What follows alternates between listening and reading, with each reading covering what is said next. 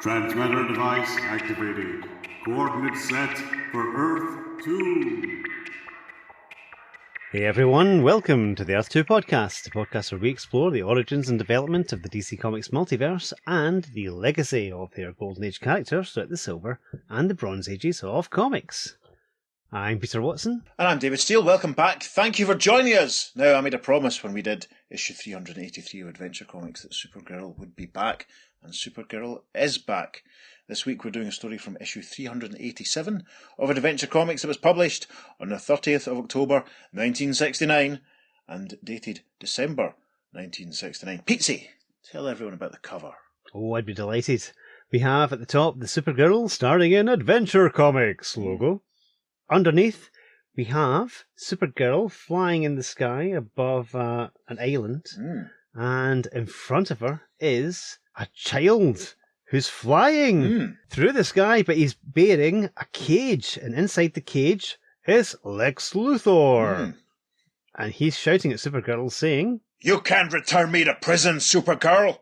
My super nephew flew me beyond the US territorial limit! I'm free now!"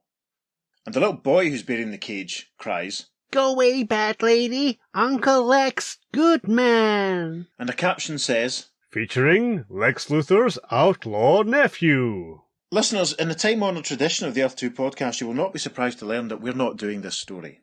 No, that is not the story we're covering. There's more than one story in this issue. Instead, we are doing the very first story in it. Yes. We'll just jump straight into it. Why beat around the bush? We have an opening splash panel. The Supergirl logo, writ large. Oh, it's by Kurt Schaffenberger. Lovely. Yes. And it's written by Carrie Bates. Oh, lovely.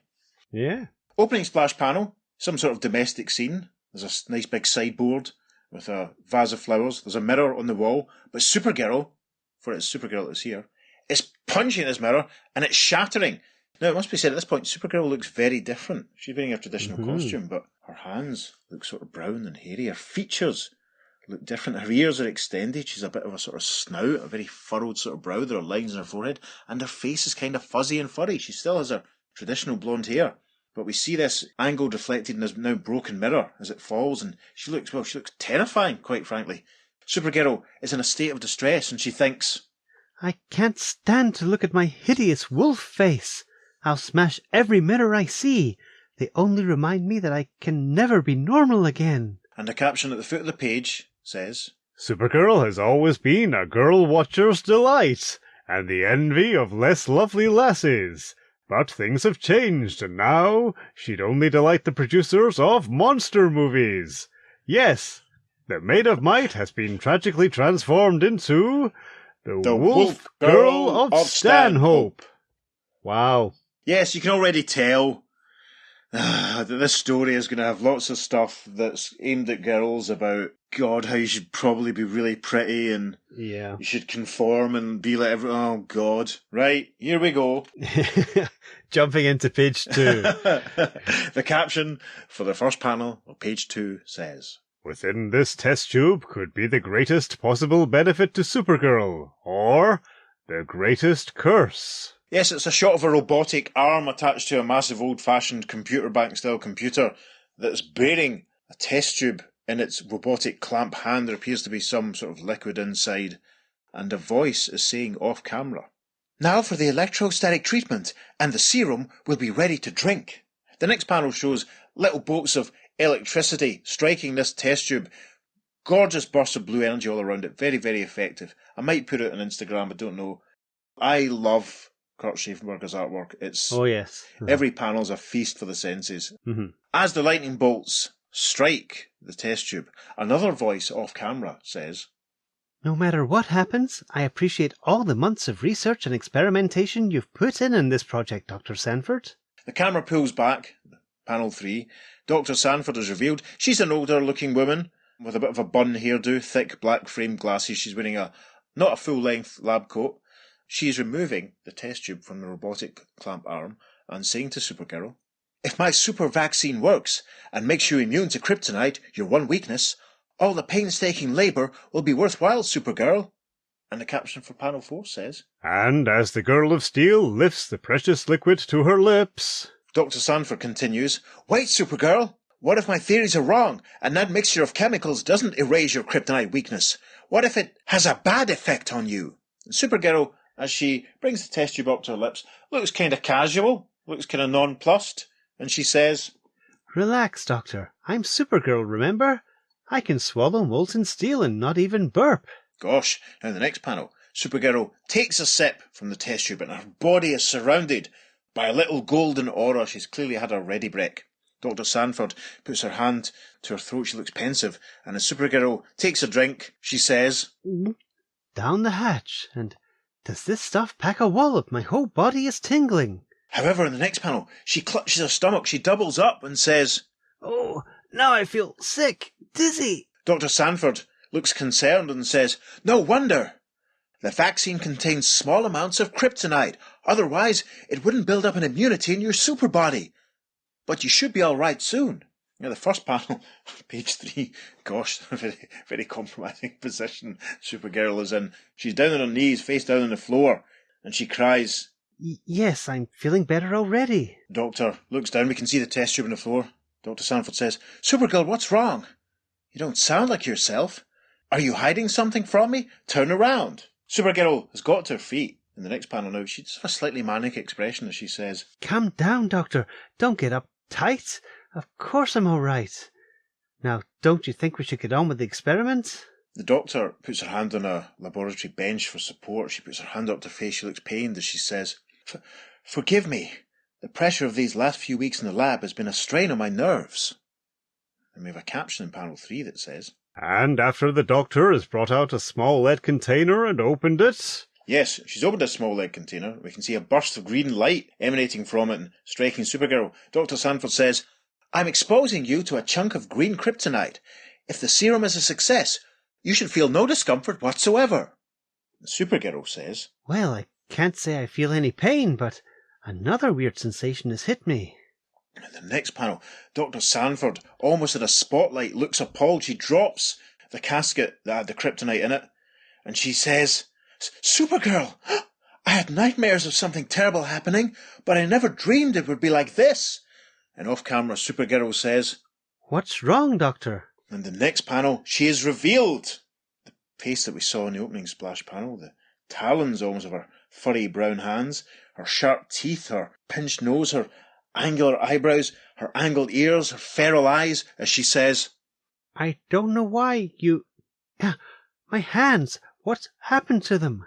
She crosses to a mirror in the next panel, looks at her reflection and says, No, this couldn't have happened. It's too ghastly. I've become a hairy wolf girl. We arrive at the top of page 4. The caption for the first panel says, Regaining her composure as the superheroine in The Marvel Maid dominates the frightened girl. Feral-faced Supergirl says, Congratulations, Doctor, your serum is a success. Now kryptonite doesn't even make me wince. Yeah, she says this as she's holding the kryptonite that was in the casket in the palm of her hand. The doctor looks utterly appalled. She has her hands to her head as she says, I'll do everything in my power to discover an antidote that will get you back to normal. They embrace in the next panel. The doctor says, I'm so sorry I've done this terrible thing to you. You must hate me, Supergirl. No, this has just been a terrible accident, that's all. Everything will turn out fine. And she thinks, I wish I really believed that. It's interesting to note that all the panels on this page are labelled with tiny A, B, C, D and E just to kind of guide you through Kurt's unusual story structure. And it makes sense actually because he could have flipped some of these around and made it a bit clearer. It's very odd. So anyway, panel 3 is captioned. And moments later... And once again, like the last time we saw Supergirl on the Earth 2 podcast, she's flying through the air and she's thinking some exposition. My cousin Superman may be the only person on Earth who can help me. With his knowledge of intergalactic science, perhaps he can create an antidote. He's usually at his Arctic fortress of solitude at this time of day. And then the caption for panel 4, or in this case, panel D. But upon reaching the massive citadel... Yes, this looks very unfortunate. We see the familiar giant lock. We see the key. We see Superman trapped under the key. Yeah, the key doesn't look like it normally does. And very helpfully, Supergirl has some more exposition as she flies down. Great suns! Some villain must have set this diabolical kryptonite trap for Superman by replacing the fortress key with a metal-sheathed kryptonite key. He's not moving. Could I be too late? It almost looks as though the key has landed on top of Superman and the gold paint has fallen off, revealing the glowing green kryptonite underneath. In panel E, Supergirl hurls the giant kryptonite key up into the air, disposes it. She looks down towards her cousin and she thinks, Good. My super hearing tells me Superman's heart is still beating. How ironic. If it weren't for the serum which made me into a monster, I couldn't remove this kryptonite and rescue Superman. Well done, Supergirl. Supes starts to come to in the first panel, page 5, as Supergirl stands over him. He's leaning against a rock, rubs his head, and he says, I don't know how you got the green K off me so fast, but I'm sure glad you came along, Supergirl. I only got here myself a few minutes ago. And he narrates the next panel, which is rippled in a flashback style. He continues, saying, As soon as I lifted the fortress key, and we see the key is predominantly yellow, he lifts it up, but the yellow starts to flake off, little clouds of green dust, as Supes thinks, the key was booby-trapped. A thin coating of gold-coloured lead is bursting off, revealing a green K key. The Superman Revenge Squad swore to get me for certain after I'd nabbed one of their leaders last month. We return to the present. He looks kind of angry actually in this panel, or at least surprised, as he continues saying, But I'm getting my strength back now and... Great Krypton! What the devil has happened to you, Supergirl? Supergirl thinks, Choke. Even Superman is repulsed by the sight of me. And then she says, It's a long story. And a slow fade leads us to the next caption that says, And when Supergirl has explained her plight... Superman is comforting his cousin. She's wiping away a tear as she says, So, I'm immune to kryptonite, but look at the terrible price I had to pay.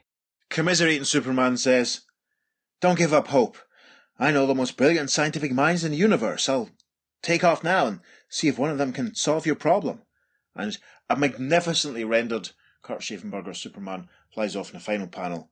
And as he departs, he says, But while I'm gone, Earth's safety will be in your hands. Do you feel up to taking over for me? And as Supergirl waves him off from the doorway of the fortress, she says, I can handle it, Superman. Hurry back and, for my sake, good luck. Now we don't follow Superman in his quest immediately. Caption for the first panel of page 6 says, Soon as the wolf maid of might streaks towards Metropolis. Yes, Metropolis appears to be having a heck of a time. There's a big crack running down the road. We can see cars falling into it, pedestrians running about. Someone on the street, in fact, says, Help! My car just fell in there. Another person says, We're all doomed. The crack keeps getting wider. And as she flies down, Supergirl thinks, Uh-oh. A sudden earth tremor must have opened up that fissure. She flies down towards the fissure in the next panel. A couple of young men standing in the pavement beside. One of them looks a bit like Jimmy Olsen, actually. He has red hair, he's wearing a green jumper. He points and says, Ye gods! Is that Supergirl? And his friend says, She looks like the bride of the Wolf Man. Well, that's horrible. As Supergirl flies into the cleft in the ground, she thinks, How do you figure some people? 1 minute they're screaming in terror, the next they're making wisecracks. Then the caption for the next panel says, Deep inside the massive fissure a moment later. Yeah, we see the furry-faced Supergirl using her heat vision as she thinks, I can close up this dangerous crack, but first a few heat vision blasts are needed to soften the walls of molten rock. Terrific. The caption for panel 4. Moments later, after using her superpowers to forge 2 huge iron stakes. Yes, this is echoes of John Jones's famous creating a tape recorder out of nowhere, for me, to be honest. Supergirl has somehow managed to create 2 what look like giant iron nails that she's forcing into the ground. She forces the second one in, she thinks, This may take a bit of effort. In a few minutes I'll be tugging thousands of tons of solid rock. And the caption for the closing panel of page 6 says, Next, the blonde blockbuster fashions a heavy steel cable. Then... The blonde blockbuster, that's not very flattering, is it? Yes, Yeah. off camera, in a similar style to the way she created the nails, Supergirl has forged a massive iron cable, she's looped it around the 2 nails, and she's pulling on them. Has a mild effect. As she's up in the air pulling, she thinks, Just a few feet more, and I will have pulled the walls of the fissure together. Since the rock is still molten hot, the sides will fuse on contact. Yes, it's almost like she's pulling on the nails and the steel cord to try and force the fissure to close up. Very, very effective. Lots of pedestrians, instead of getting out of the way, like sensible people, are standing watching this. So, we arrive at the top of page 7. Although our heroine is still the Supergirl she always was, some of the rest of the world finds her new look hard to take. A great panel from Kurt here, as the panel is almost shaped like a TV screen, very round, as TVs were in those days, listeners, unlike your monstrous 80-inch wide flat screens that's dominating your wall as you listen. A red-haired news pundit chap, thinning red hair, he looks a bit like Eobard Thawne without the kiss curl. He's holding up a photograph, she looks very grumpy, of the feral-faced Supergirl, and he continues over the next 2 panels. This picture was taken with a telephoto lens as Supergirl averted an earthquake disaster this afternoon. I need not comment on her face. The picture speaks for itself. Many people are disturbed by her appearance. They fear this hideous Wolf-Girl may be some alien posing as Supergirl, perhaps scouting Earth for an alien invasion. He sounds a bit like Piers Morgan, doesn't he, listeners? The caption for panel 3 says, At Stanhope College, student Linda Supergirl Danvers listens to the broadcast with particular interest. We see, obviously in the dorm room, Linda, looking as we would expect to see her, and a few of her pals. They're watching this odious twerp on the television news, and as she watches the TV, Linda is thinking, I was afraid some fanatics might react that way to my face. I'm just glad I managed to fashion a lifelike mask and gloves to cover my hands and face. At least no one will suspect Linda is actually Super Wolf-Girl. Super Wolf-Girl sounds like the sort of band that would play third on the bill at King Tut's on a Wednesday night. The caption for panel 4 of page 7 says, But, in the meantime, chances for a return to normal grow dim. Yes, we're back with Dr. Sanford in her laboratory as we see her pouring a liquid down the sink from a glass vial. Obviously, an experiment hasn't worked, as the doctor thinks. This is the 15th formula I've tested, but all the tests are negative. Great for the environment. That's terrible. Just pour it down the sink. It's fine. Just like Rex Tyler dumping all his chemicals into the swamp. Exactly. Legopolis. It'll flush down into the sewers and get ferried out and cross over to Earth 2 and cause Solomon Grundy to pop up or something. Indeed. Now, caption for panel 5 of page 7 says, And millions of light years across space in another galaxy. Yes, we're in another laboratory. We see Superman in conversation with an amazing creature. He has sort of the body of a dragon, but in a sort of centaur type way. Mm-hmm. He also has the torso and arms of a humanoid figure and a head. He has 3 eyes and a big long black droopy moustache. And this creature is saying to Superman, I'm sorry, Superman. Unless you can find the precise chemical opposites of the elements in that serum and mix them exactly the same proportions, your cousin will never be cured. Gosh, Superman doesn't look too happy. We're back on Earth with the first caption for the first panel of page 8. The next morning, as Linda prepares to go to class... This is a great panel. We're basically in the bathroom at the dorm. Supergirl in her civilian clothes, standing next to the sink, and she's putting on her Linda mask. Off camera, one of her classmates or roommates is saying, Hurry it up in there, Linda. We'll be late for our calculus test. As she puts on her mask, Supergirl says, Be right out, Jan. And she thinks, I hope I won't be putting this mask on every day for the rest of my life. Yes, me too, actually. A little arrow takes us to the next panel, which is captioned, Her mind plagued with dread. Linda has little concentration left for the exam. We see Linda sat in class. We see the blackboard with a chalk writing on it, some of her colleagues in front of her. But she's not interested in the blackboard. She's looking beyond. It's a flash of her superpower vision, and we can see that she's watching. Well, she very helpfully thinks and tells us what she's watching. I was so preoccupied I accidentally turned on my telescopic vision, and I've picked up a manned space launch in Florida. The caption for the final panel of page 8 says, But even as Linda watches... Yes, it seems as though something has gone wrong with the rocket. It looks like it's wobbling and losing height. Off camera, a voice says, Great guns! The Neptune rocket has malfunctioned and is starting to topple over. The astronauts will be killed. And a second voice says, When it hits the ground, the whole base may go up in smoke. And we can already see the cloud of dust and flames underneath the rocket. A tiny caption says, Continued on second page following. That's a page which has a DC House ad for issue 222 of Superman, which is nice. But then we return to Linda in the first panel of page 9. A cracking Kurt inset panel as she thinks, I estimate I have just 6 seconds before the disaster hits, but that should be enough time for me to activate one of my Supergirl robots via superventriloquism. Yes, and then she sort of thought transfer type jaggedy speech bubble utters, Robot Z7, proceed to missile base. Awesome. Caption for panel 2. And with 3 seconds to go before the big boom, the robot arrives at the launch pad. That's amazing. We had no idea how close the robot was to the rocket, but it's got there. Mm-hmm. We see the rocket start to plummet towards the ground. The Supergirl robot flying into position. A voice from off camera says, Supergirl, get it away from here. The unstable liquid fuel will explode any second. And then the caption for panel 3. Swiftly, the robot carries the 100-ton rocket high into the stratosphere until... Yes, there's a massive boom. And the rocket explodes. Caught in the heart of the explosion, the Supergirl robot thinks, I must shield the man capsule from the blast. The awesome heat is damaging portions of my synthetic skin, but my circuits are still intact. Gosh, thank goodness for that. The next panel, I'm having flashbacks to the last Supergirl story we did. We see Supergirl flying towards the module that has the astronauts inside, and she's thinking, Good. The humans inside the capsule were unharmed. I'll deposit them back at the base. And the next panel, we see Supergirl indeed depositing the capsule at the base. We see a general walking forward to thank her. He says, Thanks, Supergirl. You've saved the lives of 3 astronauts, not to mention millions of dollars worth of equipment. But he thinks, Great Scott! What has happened to her face? We don't see that just yet. As Supergirl alights with the capsule, she replies to the soldier saying, Glad to be of help, General.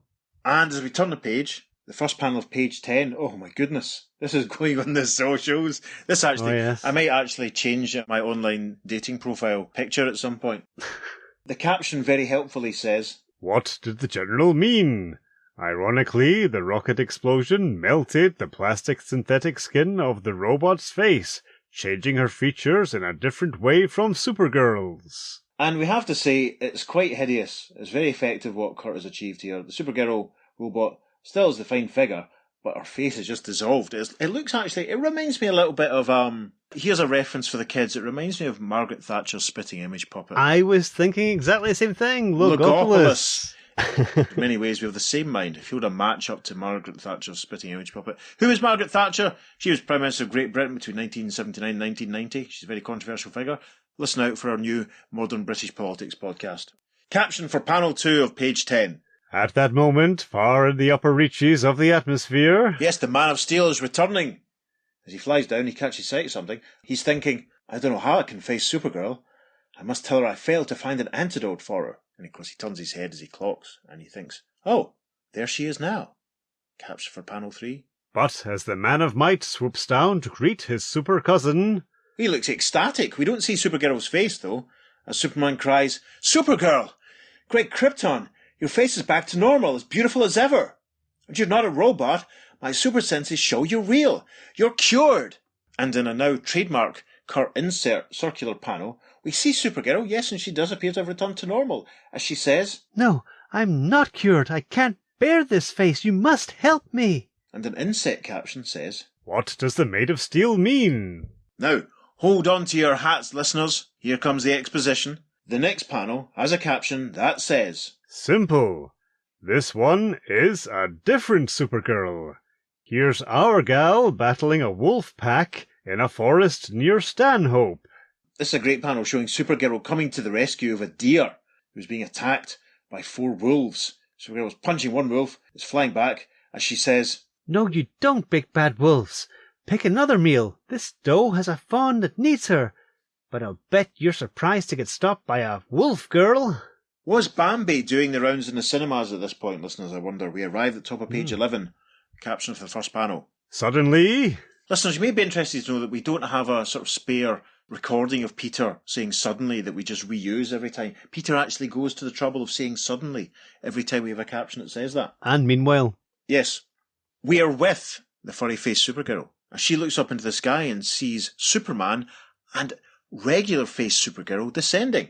Furry-faced Supergirl cries, Superman, who's that with you? Is this some kind of cruel joke? No, Supergirl. Listen to this girl's story. And the other normal-faced Supergirl says, I'm from another dimension, a parallel Earth, occupying the same physical space as your Earth, but on a different vibrational plane. Well, hey, listeners, I bet you were wondering why we were doing this. Supergirl narrates the next few panels of this page. The next panel has a rippled effect to it, showing as we're getting a bit of a flashback. And the fine-faced Supergirl is saying, On my world, everyone looks like you do now, Supergirl, and so did I, until yesterday. Yes, it's a shot of the furry-faced people that live on this other Earth. They're all furry-faced, they all look like wolves. I wonder if, did humans and humanoids in this universe evolve from wolves? We'll hand that over to our good pal multiverse historian to decide. Furry-faced Supergirl is flying overhead as a wolf lady in the street cries, Look, there's Supergirl on patrol! Supergirl narrates the next caption saying, Nearly everything that happens in your world happens in mine. So I too went to Dr. Sanford for a kryptonite antidote. And we see werewolf-looking Dr. Sanford saying, Wait, Supergirl, what if my theories are wrong and that mixture of chemicals doesn't erase your kryptonite weakness? What if it has a bad effect on you? And once again, we see the furry-faced Supergirl, in this case, taking a sip from a test tube, as she says, Relax, Doctor. I'm Supergirl, remember? I can swallow molten steel and not even burp. She narrates the next caption. But the serum affected me in a terrible way, just as the one you took changed you. Yes, we see that the former furry-faced Supergirl is now looking in the mirror, and she's been affected by her serum, and she says out loud, No, no, no! This couldn't have happened. It's too ghastly. I've become a hideous, smooth-cheeked freak. Hideous, smooth-cheeked freak.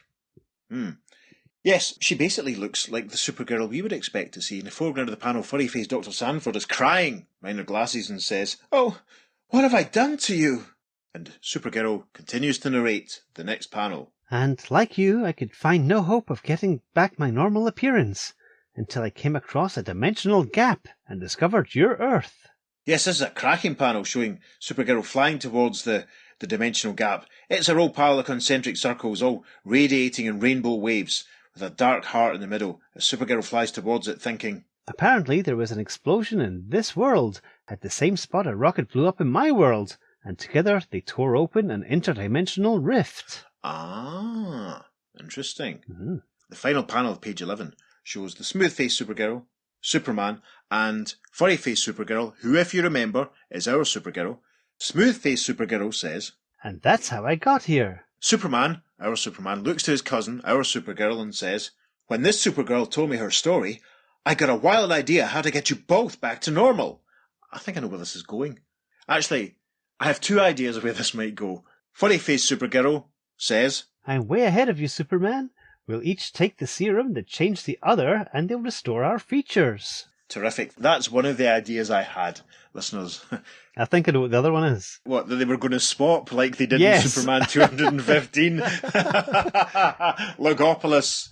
Logopolis, listeners, was a 4-part Doctor Who story by Christopher Hamilton Bidmead, which was broadcast in 1981, wrote out Tom Baker's Doctor, and has a scene where the Doctor and Adric talk about how, because they're Time Lords, the Master and the Doctor, in many ways have the same mind. And it's our shorthand for when Peter and I, because we're so in tune, have the same thought. Yes. Top of page 12, the caption says, And soon, as the two Dr. Sanfords look on in stark amazement... This final sequence of panels, I'm definitely putting this on Instagram. Kurt's a genius. The first panel is split on diagonal as we see smooth-faced Supergirl drinking some serum, and we see furry-faced Supergirl drinking some more serum, each of them with their respective Dr. Sanfords. I love how werewolf Dr. Sanford has the same hairdo as her counterpart.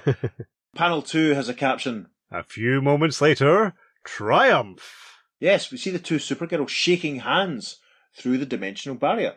Smooth-faced Supergirl has been returned to her furry face normality, and she says, I see things went all right at your end.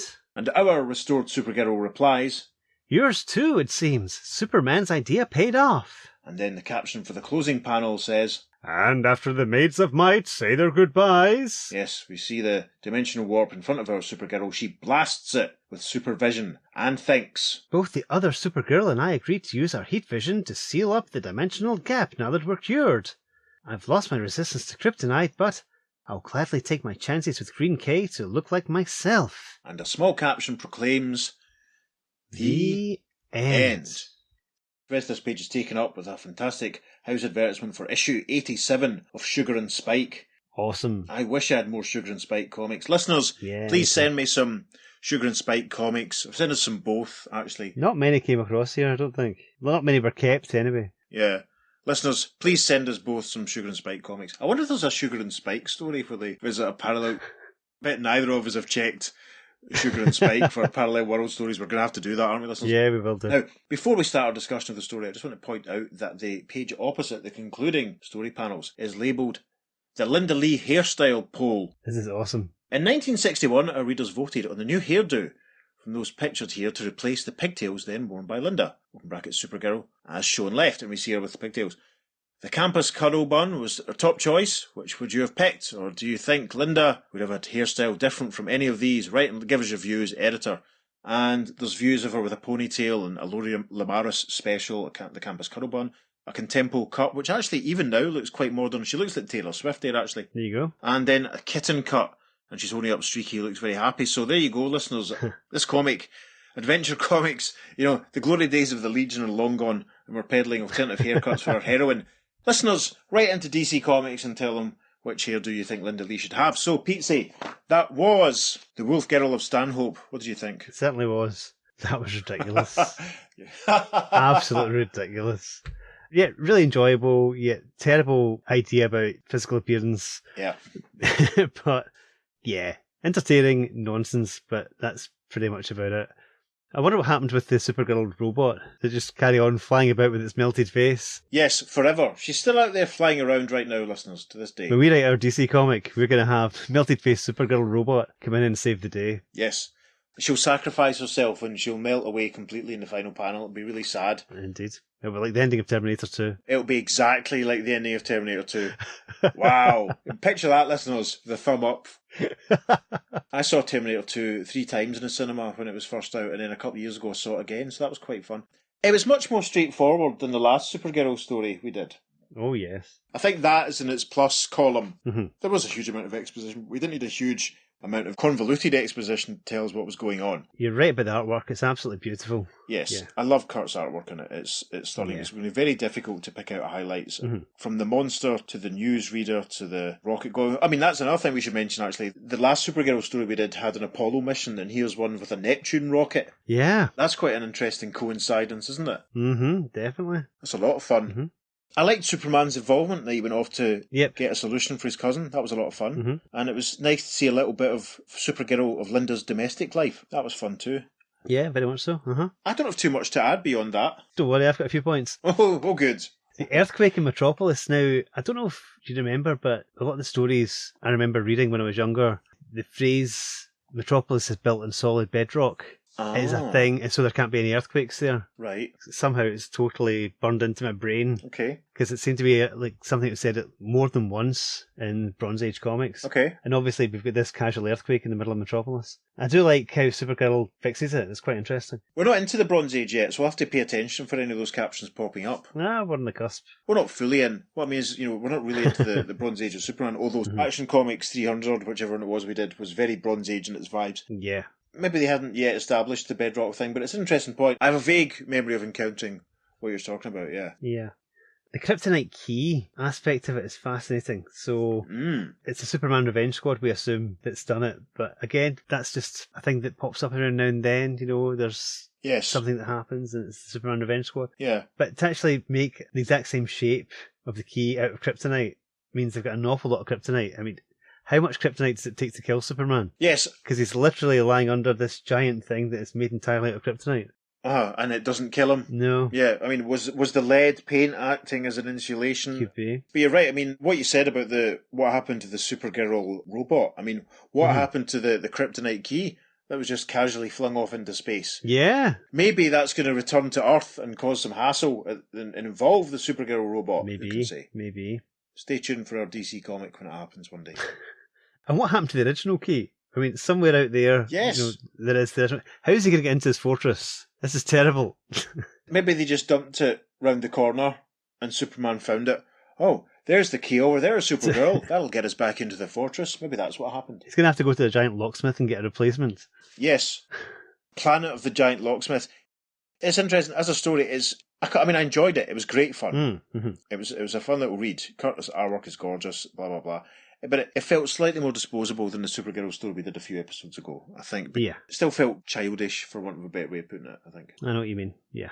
Yeah. At this point, I'd like to give a shout out to listener Mark Tensmere. Hi, Mark. Who asked us back in December 2020 if we'd be covering these two Supergirl parallel universe stories from Adventure Comics. And we told them, yep, they were on the list. Well, Mark, this second one is for you. Yes. In fact, they're both for you. Thank you, Mark. We hope you're still listening. Mm-hmm. Reach out and let us know. Yes. And if you come across any other stories, please let us know, because we might not have picked up on them. Exactly. So thank you. Yes. It's always good to get feedback from listeners. Oh, absolutely. Shall we do the contemporary correspondence then, Pete? Yes, speaking of feedback, we'll jump on to their letters page. Yes, this correspondence comes from the letters page of issue 392. There are a few letters about the other story in this issue and some general chat about Linda's hair that I mentioned from that full page. Mm-hmm. Susan Smith says, I don't really like any of the styles pictured, so I'm sending a sketch of the style I like. Mike Snodgrass, he's of the opinion that her hair's fine, doesn't need changed. Derek Premack from Colorado, he says, I don't like any of the Linda Lee hairstyles. I think it should be over her ears, as it is in the second story of issue 385. So there's one letter amongst all of this terrific correspondence that relates to the story we've just read, and Peter's going to read it to you now. Dear Editor, when Supergirl changed into a Wolf-Girl, her face and arms became hairy, but not her legs. Why? And that comment, which is something I was going to bring up, is from Joseph Gold from Pittsburgh, Pennsylvania. Yes, the editorial response is, because her top half was wolf, while her lower half was girl. Ed, and I think that's very unsatisfying. And what I think was most likely is that Supergirl, like Wonder Woman, probably wears some kind of tights, pantyhose, flesh-coloured, which was obviously covering up the indiscretion of what was going on her lower half. That's what I think was most likely happening. I quite like that answer, actually. I think it's quite fun. I think it'd look weird if she was flying about with hairy legs. Yes, it would have been quite amusing. It would have made her look very feral. It'd make her look too alien, I think, whereas it's more recognisable. Well, I don't know. It would have reinforced, I suppose, the unpleasantness of what was happening. It gives her a sort of mermaid effect, actually, in a way. Mm-hmm. If it's split in half like that.